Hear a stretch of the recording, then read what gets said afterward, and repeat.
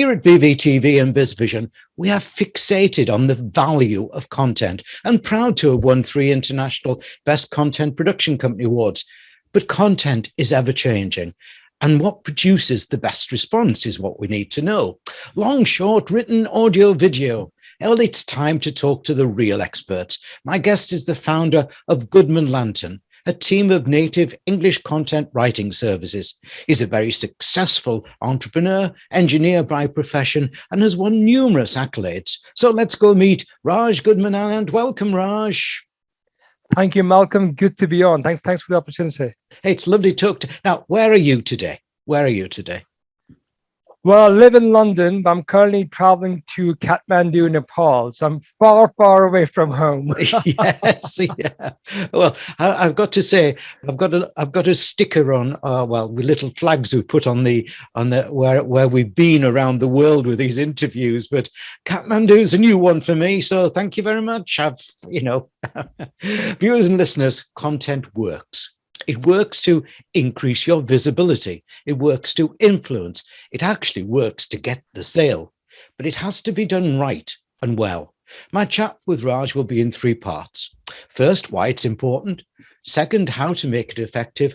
And third, where's it all going? But first, Raj, can you briefly tell us who Raj Goodman Anand is and what does Goodman Lantern do for businesses? Sure thing. So as you kindly mentioned, I'm the founder and CEO of Goodman Lantern. I'm an engineer by profession. So actually I started with studying AI, the research on AI at the University of Sussex. And somehow I got into marketing. I mean, I met somebody at university. She told me about MySpace, which was the Facebook of the time back then. And I built that platform, a clone of that platform in about a month. And then I went to sell it. I realized I don't know how to market this thing properly. So I learned about marketing, did a sort of a mini MBA, got into marketing properly, started one company, went tits up. Then I wrote a book for Financial Times in marketing. And then I started work for a Spanish company. I helped them grow from 7.5 million to 45 million euros of turnover. And it's all on the back of marketing and content writing. So I realized that the value of content writing from the point of view of storytelling and SEO. And I thought, hang on, this is a gold mine. I'm going to start working for them, start making them money, start making myself money. So I sort of finished my work with them and started my own company 7 years back. And fast forward today, we are a 7-digit agency. We work with customers all across the world. And we're growing really fast. In the last 3 to 4 years, we've been it's been no stopping basically. So yeah. Very excited. Well, content is so unnecessary, and there's a dearth of it. You wouldn't think so, considering how many emails we get today. But there's a dearth of quality content, isn't there? Absolutely. Well, I think they often say content is king. And the reality is, good content is the king and the queen. It is what makes the world go round. It's just, before we started today, I was talking about Napoleon, how he used to send press releases to the gazettes to talk about his victories in the wars he won, so he can get more funding for other campaigns. And it's been there for centuries and centuries, and it's going to be around for many years to come. It's just it's a different form. And it's about adopting and adapting to the needs and requirements of the audiences we are targeting and looking after. Okay. Raj, let's move to part 1. I said before that we here at BV-TV are committed to content, but many aren't. Why is, to you, content important in your mind? Why is it important? And what should businesses take notice about content? And in your mind, what type or style of content is most effective? Sure. Malcolm, in my experience working in business, and I do mainly B2B marketing, I believe that content is basically a way to narrate a story. People buy from people. It's not about B2B, it's not about B2C, it's about P2P, person to person. It's about understanding the person. People first emotionally purchase items or services, and then they apply logic to it. So we have to buy in, get the buy-in from people to their minds and to their hearts. and content plays an important role. Like podcasts today, I think it's a very powerful medium to kind of actually influence people and convert them into buying things. Mhm. So is video, for example. So is blogging. All these forms are equally important, but they're also important to influence people to buy, so they can emotionally buy into items, services, products they actually require for their life to be better. So do you think then where people go wrong is they forget the too prepossessed about themselves rather than the person that's viewing or listening or reading the content? Absolutely. I mean, I see a lot of people doing things on LinkedIn, on Twitter. It's all about them, me, my company, my service. And our advice is it's not about you, it's about your customer. Mm. Solve your customer's pain, produce content which solves their pain. If you do that effectively, they will buy from you. If you talk about yourself, you're going to have a very lonely company. You're going to have just you and maybe your pet, and that's it really. So I often say talk about help your customers, guide them, solve their problems. If you do that effectively with your content, you will win customers always. Yeah, yeah. And let's just keep on that theme then, talking about the customer, a you rather than a we or an I. When they're looking at something here, and obviously our viewers and listeners are looking to learn more about content, and that, how important do you think it is to give information, to give advice, to give help, even if it's a checklist? Well, so most of our work tends to be in writing. So we write content. We write content for different, niches, software, SaaS, subscription, telecom, that sort of customers. And for all our customers, our advice is that your only goal is to help with information which is going to make your clients grow further, learn further, improve their life. If you don't do that with your content, so the rule which we can apply is if you are going to blog 20 times, then 19 times you talk about things you can help the customer with. And maybe one time you have the opportunity to talk about yourself, maybe one time if you're lucky. So we try to really make sure that that's actually implemented by our customers as well, because that's the only way you can actually sell. People don't want to hear from people talking about themselves all the time. It's all about helping others. And I think, it's about, often we talk about karma, like good karma. And this is like the e-karma, we actually investing into other people's wellness, and by giving them free content, which is basically like a gift to them. And then when they you consume that gift, they actually make their lives better. And that karma comes back to you in the form of, opportunities, leads, sales, customers, referrals, all that good stuff. Yeah, excellent. Raj, before we move to part two, let me just remind everyone of your website URL, your website address for your book, which is, as you can see on the screen behind me, all the W's, Goodman Lantern. And for listeners, I'll spell that out. Goodman is Goodman, Goodman. And continue that with Lantern, Lantern, goodmanlantern.com. So have you got that, viewers and listeners? Do go along. And I'm talking to the Chief Lantern Officer. Is that correct, Raj? What would you call yourself? Well, I mean, there are plenty of CEOs and MDs on there. So, yeah, I mean, there's only one Chief Lantern, so why not? I love it. I love it. I actually love it. Right, part two. Now, here at BV-TV, as media providers with all our channels and our podcasts, we get a tremendous amount of pitches and PR releases, hoping to use our content outlet. I have to say to you that so many we discard as simply crass, self-serving PR with little focus on our viewers or listeners, or they're written in such a language that, there's no way that we want to put that out to our viewers and listeners. It's too complicated in its jargon or whatever it may be.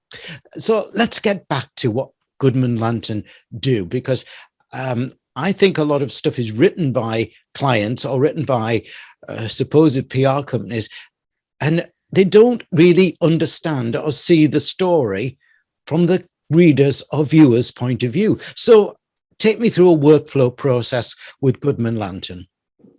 Of course. And I must start with the caveat that actually I'm an engineer. So I love content, but I'm not a content writer myself. In fact, I think when people are not expert themselves and they bring in, they hone on the skills and make sure they're bringing the right people, that's when magic happens. So in what we like to first do with the customers really is to learn about our clients. The first step really for us is to understand who they are, what's their story, what are the core values, what's their voice. Hmm. Because if they're gonna outsource their writing to us, we have to be authentic. We have to be like them. We have to be, writing on their behalf. So the first thing we actually do is to understand them. The next step is to understand their customers, Yeah. their pain points, the Hmm. competitive market landscape we're operating in, for example. And then it is about understanding the value we create through content. So typically there are two areas we focus on. One is to tell a story to Mhm. help the brand building. The other one is SEO to optimize for search engines like Google, for example, or Bing. Yeah. Because again, this is a big part of what we do for our customers. So the first couple of months, we're really focusing on producing content for them, but also understanding their pain points, their values, their voice. And for every client we work on, we don't just have a writer for them. We bring on board a team of writer, editor, marketing expert, and a project manager. So it's a real team working together because a writer on their own are good, but an editor working with the writer to understand and bring the experience really helps them crystallize their actual writing, for instance. Yeah. The marketing expert helps them put that into context for helping get more eyeballs, more traffic, more compelling stories, for instance, as well. So, and all that's coded through a project manager. So it's really putting together an A team to help our clients to showcase the best potential opportunity, their story, their company, and their vision for the future for themselves and their customers. Yeah. And of course, one of the real benefits of that is that you will understand media. As I say, we have obviously our TV, online TV here, which you're kindly on at the moment, but we have our audio podcasts and we have naturally our writing areas. And I struggle sometimes to actually convince PR companies and that their client coming onto TV like this is not the same as them writing an article.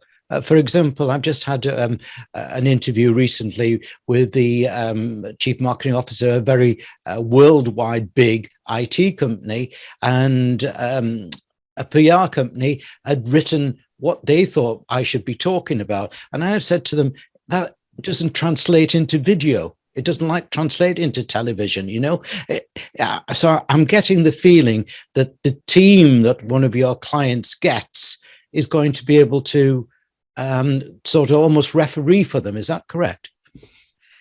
Yes, I think, Malcolm, it's not about being Elon Musk. It's not about being Bill Gates. It's about being ourselves. Yeah. And our team helps to bring in the best version for our company's founders, their 1,000-man team, for example. It's about bringing in the best opportunity, being themselves. It's not about being the next Elon Musk. It's about being the next Bob, the next Raj, the next Malcolm. That's what it's all about. It's not about copying somebody else. So we try to bring out the best of what they bring to the table, not to replicate somebody else's tone of voice. Yeah, excellent. Right, Raj, my final part is to pick your brains. Where do you see content going in the future? And second part of this question is, there's a lot of it out there. So how can a business cut through the clutter and deliver content that is of today? Well, so where's content going? I think, as I said before, content is here to stay. It's not going anywhere. It's here to stay. There'll be different mediums. There might be, there'll be podcasts, there'll be TVs, there'll be YouTube, there'll be TikTok, and all the others, and they can all coexist. But as a company, we need to adopt our form or medium of content to fit our audiences. That's super important. That's one. Number two is, instead of trying to fit our criteria. We need to fit our audience's criteria. So you need to see where our clients are and go where they are. For example, I spend most of my time on LinkedIn. LinkedIn is where I see my clients are at the moment, for instance. Yeah. So my team and I write more content for LinkedIn, for example, and obviously the blogs and website, because that's where the Googles of the world are helping us bring in new opportunities. Mm. In terms of opportunities, also, there is a lot of talk about AI. So I studied AI at university. I did a lot of research in AI. I'm a big fan of machine learning and all the brilliant AIs which are out there. And people often say, hey, you can actually write content using bots today, but you need real people. The reality is, at the moment, especially, I mean, maybe it changes in the future. At the moment, bots and AI is not ready to hit the big time. Basically, it still needs a little bit more work to get there, and we still need real human beings to feel and bring out the emotions in the content we create. So the next few years, maybe the next 10, 20 years, I don't see AI taking over content writing, for instance. It can help you. It can help you understand the market, the competitors, and maybe your audiences, but it can't write content for you, which is effective and actually helps to convert people into paying customers. So that's where I see at the moment. And I think in terms of competition, it's probably a good thing. It's about, unfortunately, it's about producing more high quality content. At the moment, for example, producing content for SEO or Google, you need to really focus on long form content, so you should really understand your market really well and write in the proper form using keywords and optimizing for different SEO, for example. So it is a tricky job, but all throughout the aim is that the AI is getting smarter to help write good content, which is bringing value to the end user. So focus on the value, not on the keywords, is what would be my advice to everybody listening to the show and looking to improve their business and their writing in the company as well. Brilliant, brilliant. Oh, sadly, I'm going to have to be leaving Kathmandu soon, but I knew that today we could only scratch the surface in our short time about the large world of content. But I trust that Raj Goodman Anand of Goodman Lantern has given you the urge to ensure that your content production has the right value and focus. Thanks, Raj, for a great interview. Thank you, Malcolm, for the opportunity once again. I really appreciate it.